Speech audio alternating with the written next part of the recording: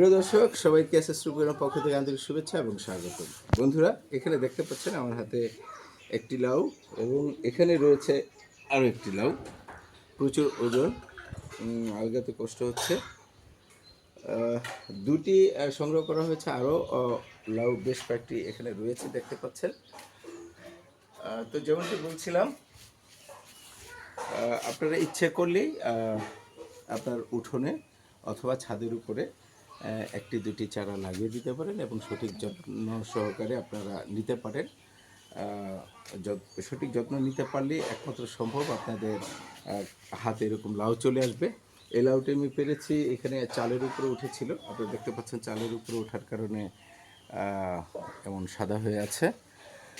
এটি কোনো সমস্যা না, সমস্যা হচ্ছে লাউয়ে যেন কোনো ধরনের পোকা আক্রমণ করতে না পারে।